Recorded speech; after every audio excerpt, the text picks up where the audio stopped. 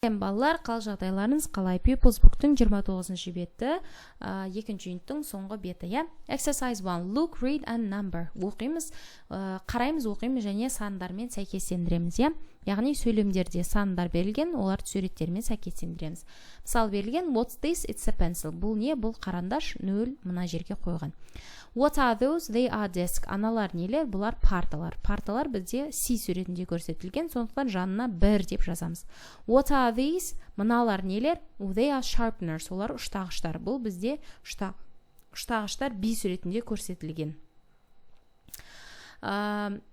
What's that? It's a school bag. Бұл анау не? Ол сөмке. Бұл бізде D суретінде көрсетілген екен.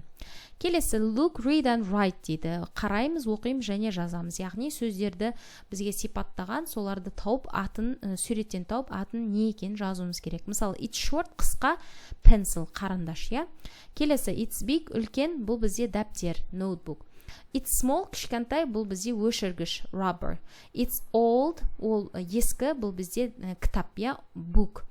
It's new, жаңа, бұл бізде ұштағыш, sharpener. It's long, ұзын, бұл бізде сызғыш, ruler. Деп осы сөздерді жазып шығасыздар. Келесі, үшінші аттау, look, read and underline. Қараймыз, оқимыз және астын сызамыз. Яғни дұрыс предлогтың астын сызамыз. Мысалы, there is a pen in the book. Ішінде тұр, сондықтан in қойдық. Келесі, бірден бастап жасаймыз. There are 2 books. Үстінде тұрма, астында ма? Under деген астында, on деген үстінде тұр. Сондықтан on деп белгілейміз. There are 2 rubbers.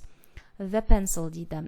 Өшіргіш қарындаштың астында тұрма, үстінде тұрма. Астында ол under, on үстінде. Астында тұр, сондықтан under деп белгілейміз.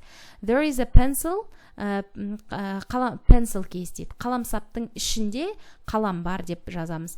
In ішінде, on үстінде. Бізде ішінде деген керек, сондықтан in. Осымен бұл юниттің People's Book'тағы соңғы бетін орындадық. Достар, жарайсыздар. Менімен каналымды қолдап, менімен бірге болғандарыңызға рахмет. Сау болыңыздар.